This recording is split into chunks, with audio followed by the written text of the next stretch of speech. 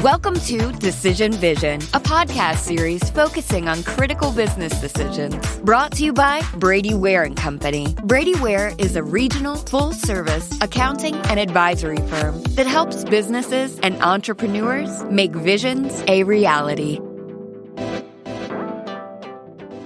Welcome to Decision Vision, a podcast giving you, the listener, clear vision to make great decisions.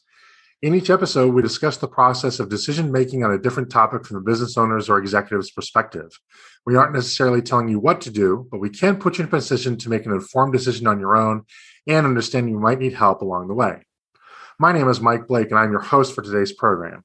I'm a director at Brady Ware & Company, a full-service accounting firm based in Dayton, Ohio, with offices in Dayton, Columbus, Ohio, Richmond, Indiana, and Alpharetta, Georgia. Brady Ware is sponsoring this podcast, which is being recorded in Atlanta for social distancing protocols.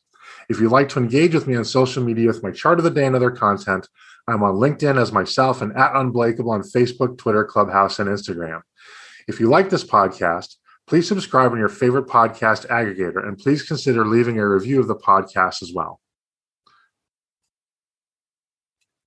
So today's topic is, how do I choose a manufacturer? And I'm particularly excited about this topic for two reasons. Number one, I'm not a manufacturing guy. I don't know anything about it. I'm a professional services guy, and most of my clients are in the tech space. And so, I do a little bit of work with manufacturing clients, but I'm certainly not going to sit here and tell you I'm any kind of expert in it. I'm also excited because this is an experiment, or I think more likely the start of an evolution of the program. Throughout the first 125 episodes or so, our decision content has been positioned as a binary question. Should I do X? Right? Should I fire my client? Should I sue my partner? Should I have a business partner? Should I raise angel capital? And so forth. And with this topic, we're going in a different direction because there's another kind of choice that we really haven't addressed. And I think will be helpful to you, the listeners, that we do address it in various cases, which is not a choice to act or not act, but rather a choice that is born out of selection. Many decisions that we have to make as business people or executives are of a nature where it's not that we're deciding whether to do something or not, but we're deciding maybe on the right way to do something, or the right path, the right advisor, the right resource, the right company, the right model, all kinds of decisions, which again are not binary. They're simply choices. And so today's topic is how do I choose a manufacturer, which will be the maiden voyage of this new kind of topic. And I hope you'll like it as much as I think that we're all going to find it enjoyable. And joining us today is Susan Dudas, who's founder of Make to Give LLC, which does business as My Day Screen. For over 20 years, Susan Dudas has served as a business consultant to multinational companies in a variety of industries. Susan designed and facilitated organization effectiveness initiatives for her domestic and international clients. She is also an entrepreneur, having co-founded and operated a mobility transportation company, co-founded 2 charter schools for low-income students, and founded the My Day Screen natural sunscreen brand. Susan is also an avid volunteer and supporter of nonprofit organizations that help foster care youth, homeless youth, and adoptive families. After her husband was diagnosed with skin cancer in 2018 and a search for natural mineral sunscreen was unfulfilled, Susan decided to create a mineral sunscreen brand that offers products she would want to wear daily. She launched the My Day Screen brand in October 2020. My Day Screen products are sold online at www.mydayscreen.com and on Amazon. Susan, welcome to the program. Great to be here, Mike. Thanks a lot for having me. So, is this for My Day Screen, was that the first time that you ever had to select a manufacturing company? Actually, it was. I was in manufacturing prior to this. I've also been involved in education and consulting, but this was really my first venture into having to seriously select a manufacturer. And how much did your background consulting with manufacturers, did that help you a lot, or did you find that there's a big difference of advising on the choice, maybe, or advising how to work with them versus actually making the choice yourself? It really did help me in the preparation. Having, early on in my career, I was a HR manager in a production plant. It was a clean plant, printed circuit board design and assembly. So I was aware of quality. I was aware of a lot of the compliance. So there were a lot of things that were top of mind as I was going through this process. But that was a very different process than formulating and manufacturing mineral sunscreen. So I would say it helped in terms of framing the kinds of questions that I needed to have and what I needed to be aware of. But it didn't prepare me for the world that I was entering. So I'm always interested in kind of the language of business, because every industry, I think, has their own, if not their own language, certainly their own dialect. If you're somebody like me that's used to communicating with people like accountants and attorneys, is that different? Is the way that you communicate different from communicating with, say, manufacturers? It's same in many ways. I mean, you're talking about deliverables with service providers. You're talking about your goals, what you want to accomplish. You're going to have a contract. You're going to have service agreements. You're going to talk about that. You're going to talk about compliance. But it's different in many ways because you're talking about a finished product. You're talking about a tangible product. You also are able to negotiate your terms with manufacturers, which maybe not so much so with service providers with fixed fees. So you're definitely having different conversations about quality, about shipping, about, the product design, different conversations. So once you decided that you needed to find a manufacturer for My Day Screen, what was the first step? How did you find or identify potential candidates to become your manufacturer? Yeah, I love this question because it's my natural nature to be, to prepare. And that served me well because absolutely the first step, and any advice I would give to someone that is maybe on the doorstep of this process, is to prepare. Because the more that you know going into these conversations while you're looking for manufacturers, the better you're going to be positioned.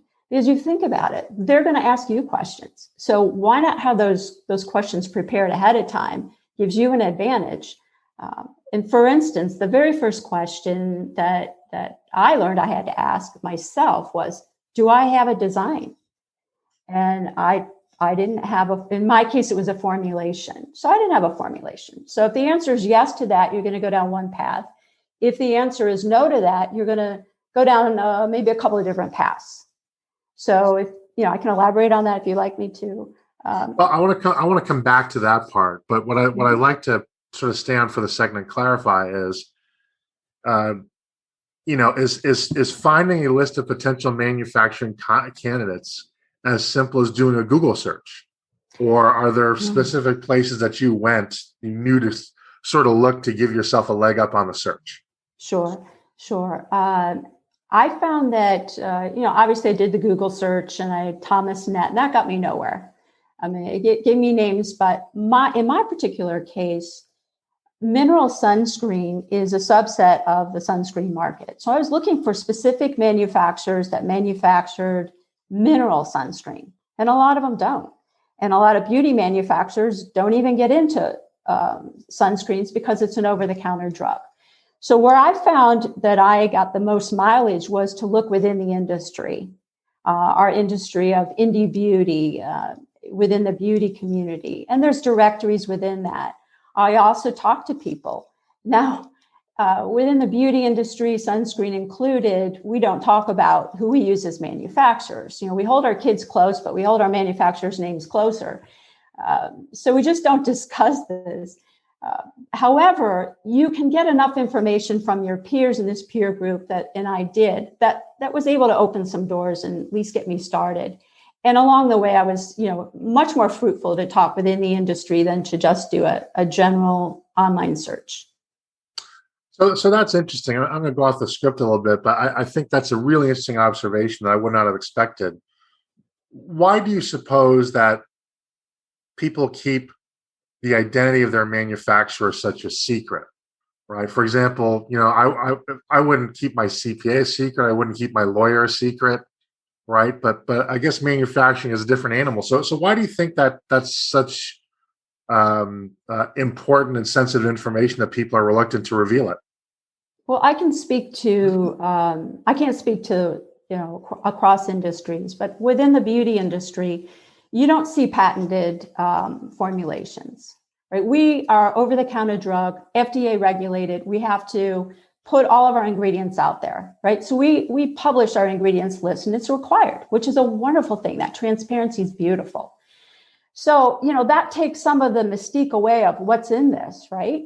So, and you don't see a lot, like I say, you don't see a lot of patents within the beauty industry. They might patent a process or a function within a formulation, but you're not going to see that. So you don't have those protections there around. Oh, what are they using? Because we publish that. So there are protections then about who's going to make it, because you're going to see a lot of similarities in formulations. So who's making it? That might change up your raw materials, that might do things a little bit different.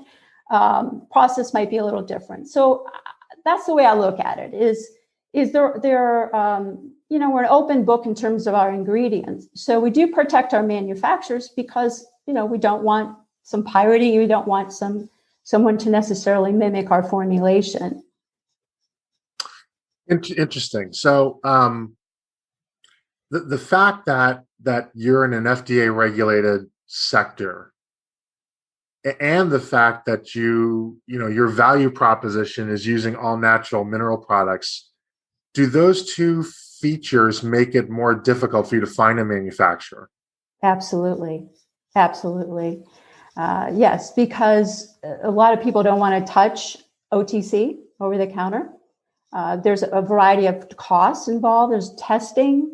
The facilities we look for are FDA regulated. We want to get current good manufacturing process certifications with our manufacturers. So there's a lot of hoops to jump through for manufacturers that manufacture over-the-counter products, over-the-counter drugs. And some of the beauty products, if you're making eyelashes, you necessarily want to go through the pain of having to get the FDA auditing and regulating you on a regular basis. And, the natural part is kind of intriguing too, because in a way, and I'm probably totally off on this, but I almost wonder if it's like kosher rules, right? I wonder if a manufacturer kind of has to have a certain outlook or a certain culture, if you will, to properly apply manufacturing processes with all natural products or inputs, as opposed to another manufacturer that really just doesn't care. Just give me the formulation, I'll do it. Right? Am I making more of that than it is, or does it take a special kind of manufacturer, a special kind of owner and plant manager to do that effectively and kind of stay true to what you want to accomplish? Yes, no, I think you're right on point, Mike, especially when you talk about organics, because there is a certification process with organics. So when you have naturals, you have organics. Now, naturals there's not a certification process for naturals, but you do want to find a manufacturer. I wanted to find a manufacturer that embraces that they understand it, and mainly from the sourcing standpoint.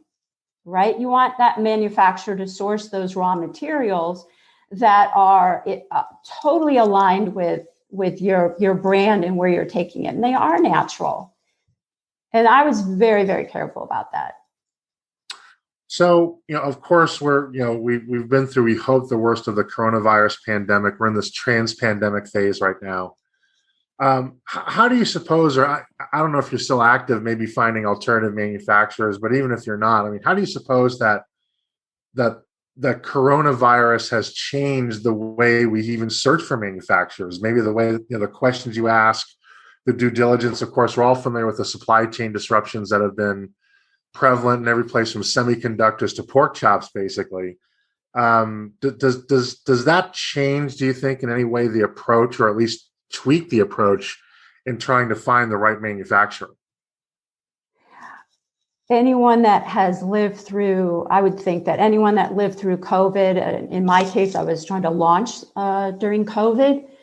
I would think would have a very different perspective, a more careful perspective on preparation when it comes to the manufacturing process. Preparation in terms of, you mentioned supply chains disruption. Initially when things were shutting down in March of 2020, everyone was trying to gobble up components. Everyone was trying to, their packaging components.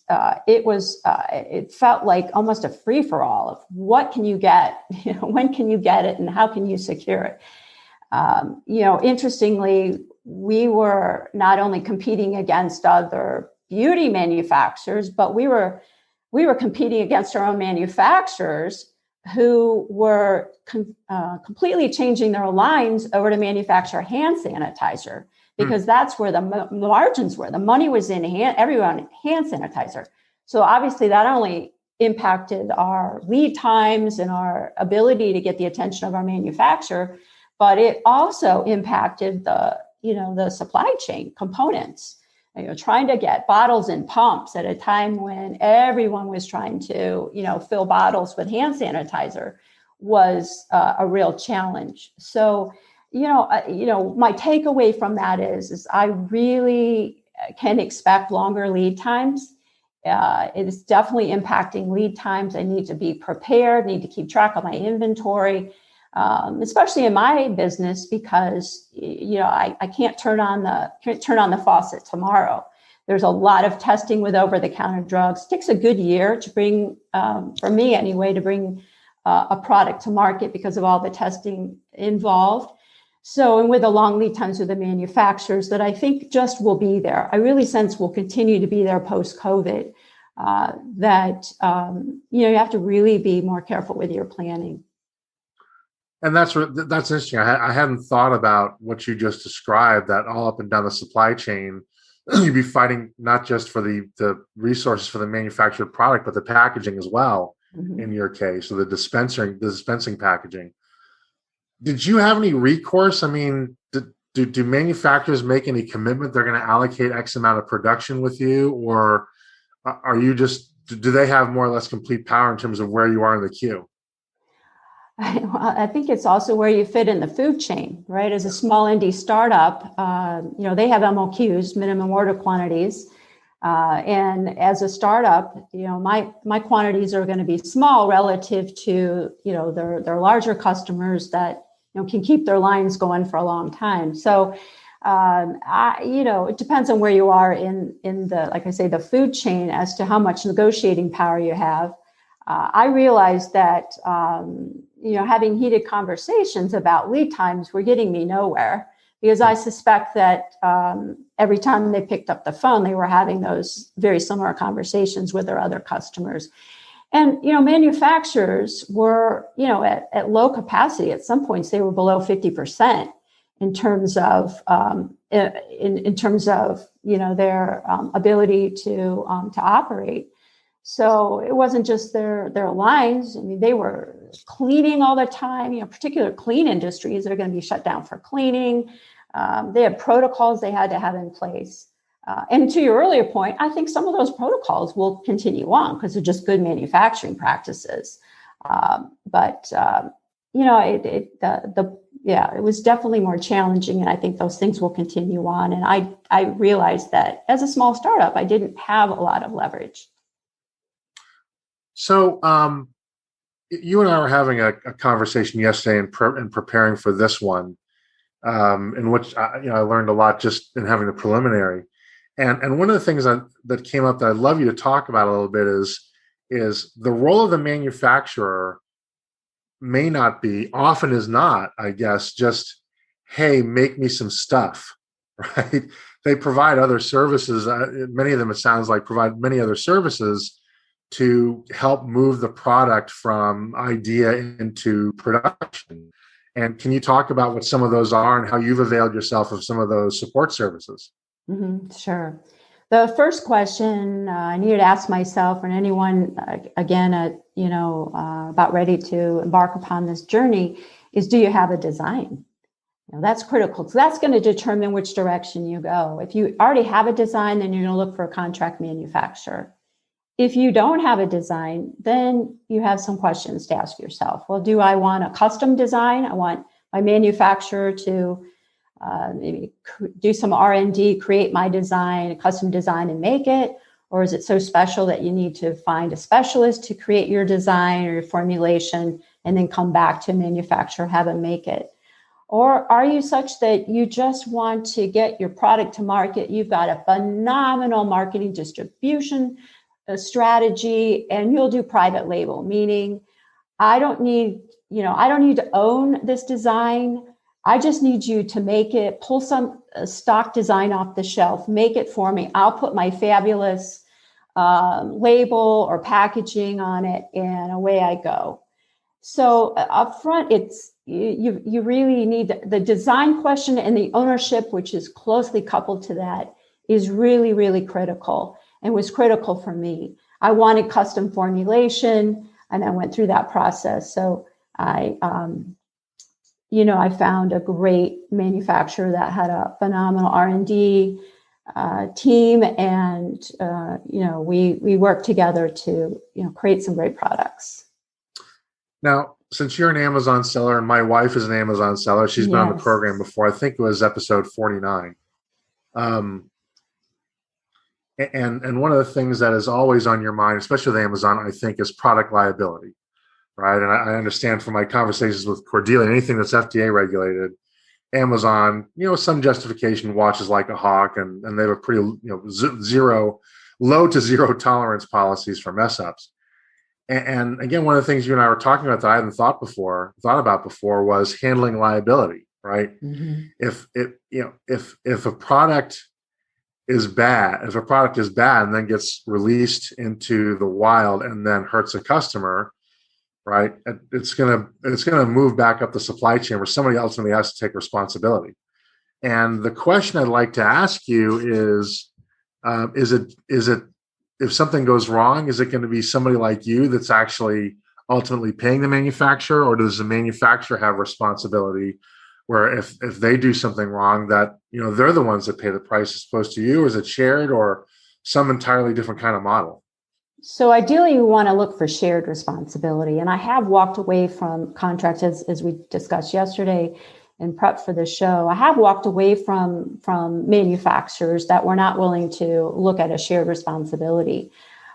And those things that they control, I believe they should have responsibility for. If they, use the wrong ingredients or they use the wrong processes, there needs to be, and they're out of compliance, there needs to be some liability, culpability, and the risk falls on them. If I take ownership of the product and I mishandle it, place it in conditions that are going to affect its effectiveness, then I should have a liability. So I look for shared responsibility, and I'm willing to spend the money for attorneys to make sure that we get that right. And as I said, I have walked away from very much one-sided risk contracts where the burden is on me and not on that manufacturer. It was so important because something's going to happen. There's going to be some type of claim. It's going to happen. So you really need to negotiate that up front before you become, partnered or married to a manufacturer. So at the start of our conversation, you emphasized pretty heavily the need to be prepared. What does that look like? How do you prepare for a conversation with a manufacturer, particularly for the first one? Right.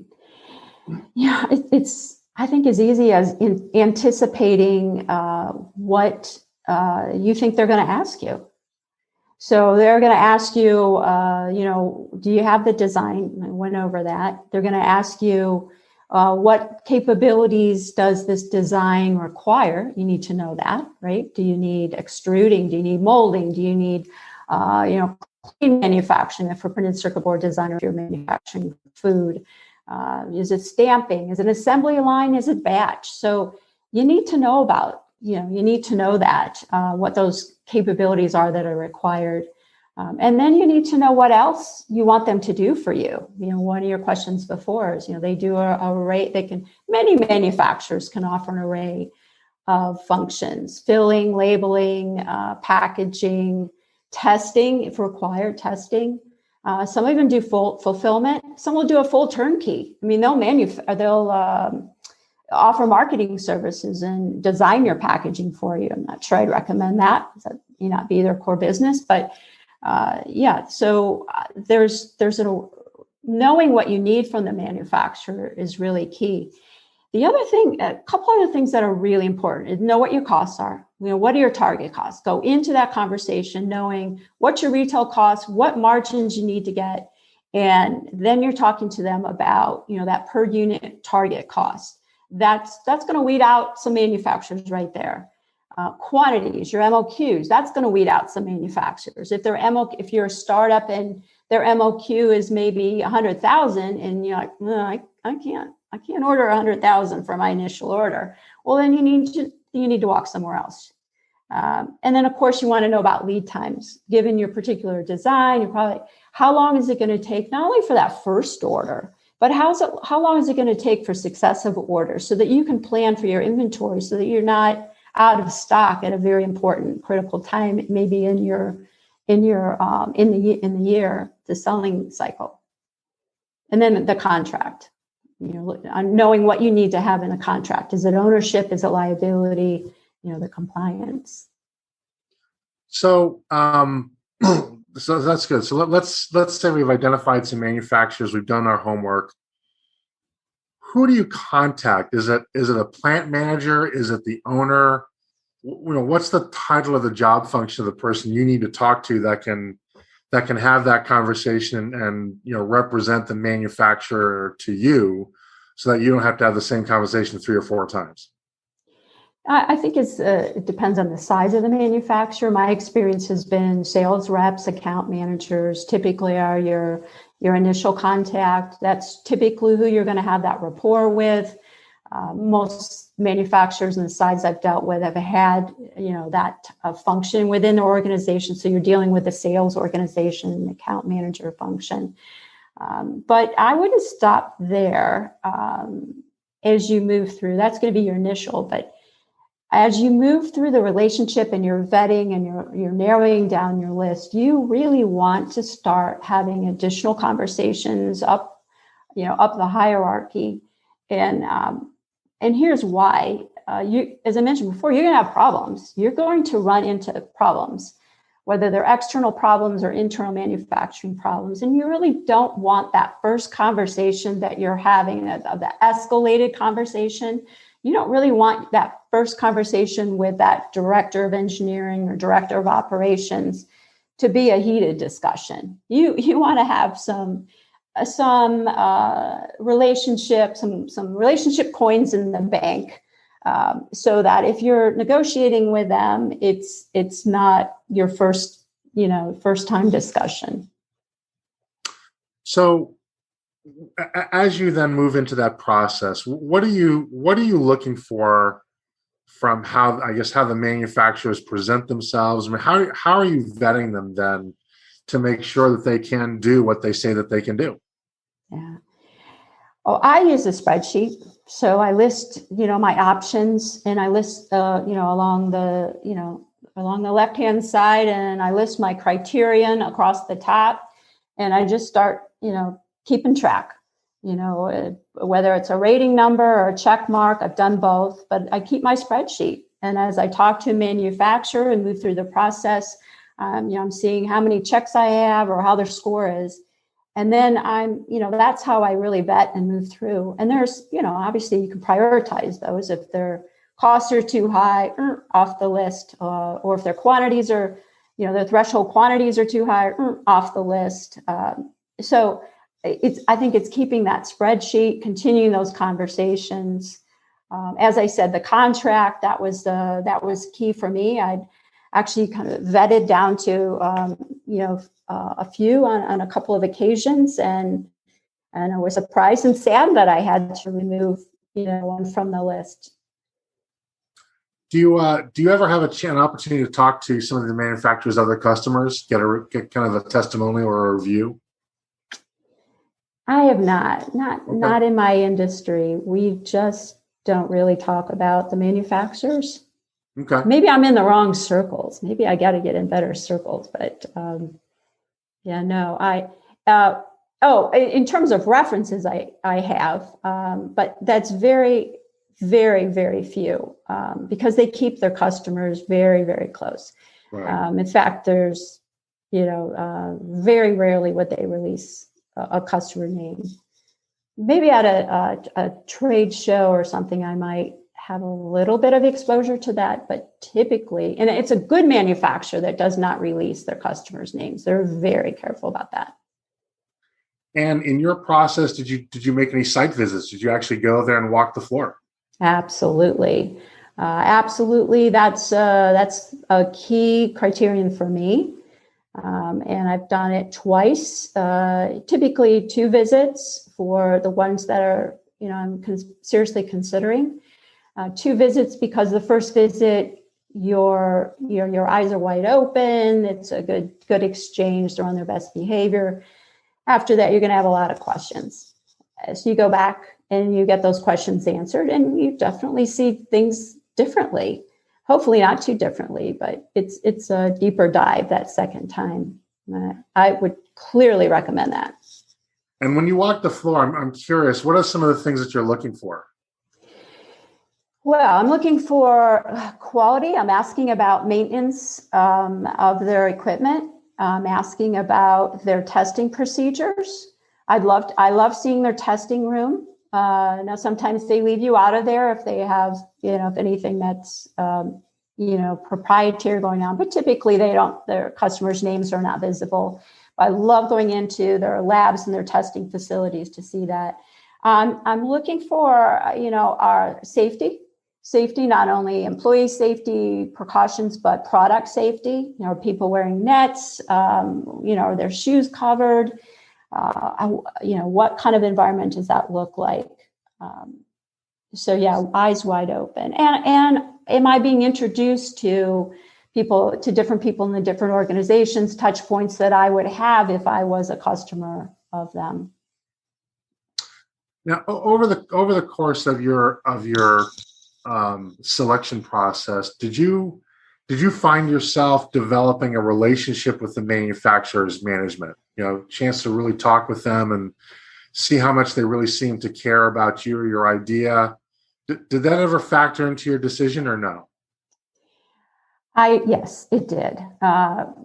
It was important for me to meet the R&D manager because we were looking at custom manufacturing. I wasn't pulling a stock formulation off the shelf. I wanted something custom.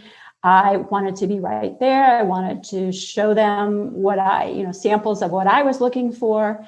And I wanted them to see it. I wanted them to try it. I wanted, touch it, put it on. I tell them what I liked about it, didn't.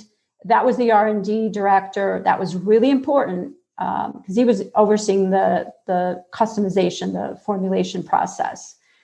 So that was critical. I did not meet, and I have a regret that I didn't meet the sales executive, the sales director, because we had some conversations during COVID that were not always pleasant with lead times and such. And this is something I would recommend to your audience.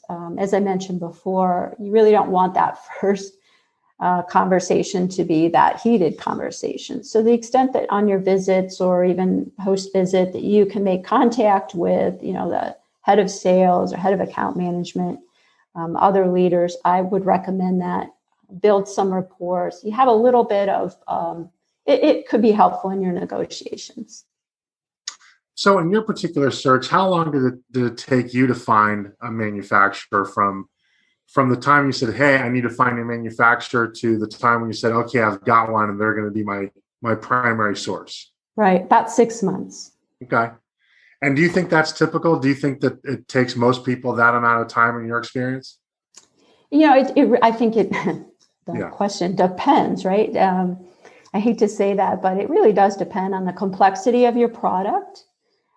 Depends on the industry that you're in, depends on the amount of labor you put into the search. If you still got your day job and you can only do this at certain hours, it might prolong your search. But I think that's probably a good standard. Now, and also it depends if if you get a private label, just pull a stock item off the shelf or design off the shelf, and you're going to label that yourself. That's going to be very quick, rather quick process. Most of that time is going to be around, getting your packaging ready and, making sure that your contract's in place.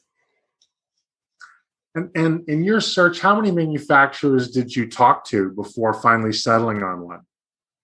Oh, wow. At least 20. Really? 20? Oh my gosh, yes. At least 20. Yes. And I assume just calling them up or emailing them and having initial conversations, and then yes. I'm sure you didn't visit all 20. You probably narrowed that. No, I did not. Yeah. Subset, but. You did that first call because I knew what to ask. Do you manufacture mineral sunscreen? Nope, sorry, we don't do over the counter drugs. Or no, we don't do mineral. We'll do chemical, which is very different. So I was able to eliminate, maybe 40%, just with those first two questions. And then after that, we get into the MOQs and locations and lead times. And in my industry, the demand is greater than the supply of manufacturers. So, there's long lead times. We're talking with Susan Dudas, founder of Make to Give LLC, which is also known as My Day Screen. And the topic is, how do I choose a manufacturer? So I'm curious also, did you only consider domestic manufacturers, or were you inclined to explore perhaps foreign manufacturing? Yeah, I love that question. I was only looking for domestic, not only the made in America, but just from a very practical, that was primarily why I wanted the products made in America. But also, it's, think about the time zone. That was very much a consideration for me. As well as, you think you take possession of product, you've got the whole shipping, do they store it then, or do they bring it back here? Then I have to find storage over here. It was actually something I didn't put a lot of thought into international, but I'm aware that there would be a lot of considerations if you're considering that. Fortunately, I was able to find a great manufacturer that we could arrive on a lot of the terms within the contract, and I've had great success with them. So, do you have, or have you given thought to having any backup manufacturers in case the first one, for whatever reason, isn't able to fulfill an order? You get shoved to the back of the queue again because you're the small fry in the pile. Have you thought about, or maybe do you even have a backup manufacturer? And if so, how many do you have, and what do those agreements look like? Right. I would say, just in general, that's really wonderful, and that's where the spreadsheet helps out. As you're narrowing down your choices, you're looking at those that meet your criteria, most of your criteria. They could be considered a backup. I think that's critically important because you don't want to be caught with not having inventory, or if they have a problem. Maybe they've got some compliance issues that come up, or that wasn't my case, but if they have some audit issues or something comes up, you need a backup. You really don't want to keep your customers hanging, or your employees hanging as well. So in my case, my situation is such, I am looking for another manufacturer for a very specific process and product, because my current manufacturer does not manufacture does not use that particular process. So, and I don't have a good sense from the industry stat on this, but you're not going to find a manufacturer necessarily that's going to be able to do all of your line, current and future line. There might be some processes that they're not able to do. So that's the situation I am. So I am looking for another manufacturer.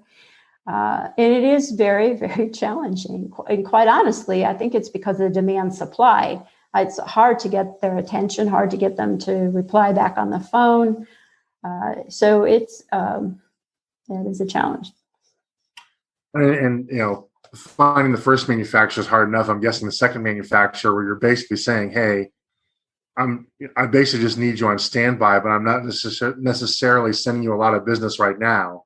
Not as exciting a conversation from their perspective, if we're honest about it. That's very true. Very true. Or this other product that I want to manufacture, maybe it's not going to have the yield, the volume that would be exciting. So yeah, absolutely to your point. Yes. Susan, this has been a great conversation. I want to be respectful of your time, and we're running out of time. If somebody in our audience wants to ask you a question that we didn't discuss, or maybe wants to go deeper into something that we did, would you be willing to kind of, take their question? And if so, what's the best way for them to contact you? Oh, I'd absolutely love to help. Anybody that's been through this journey knows it's not an easy one. So I'd like to make it easier for someone else. I can be reached at Dudas, DUDAS, at mydayscreen, SCREEN.com. That's Dudas at mydayscreen.com. Well, thank you, Susan. That's going to wrap it up for today's program. I'd like to thank Susan Dudas so much for sharing her expertise with us. We'll be exploring a new topic each week, so please tune in so that when you're faced with your next business decision, you have clear vision when making it. If you enjoy these podcasts, please consider leaving a review with your favorite podcast aggregator. It helps people find us so that we can help them. If you'd like to engage with me on social media with my chart of the day and other content, I'm on LinkedIn as myself and at Unblakeable on Facebook, Twitter, Clubhouse, and Instagram. Once again, this is Mike Blake. Our sponsor is Brady Ware & Company, and this has been the Decision Vision Podcast.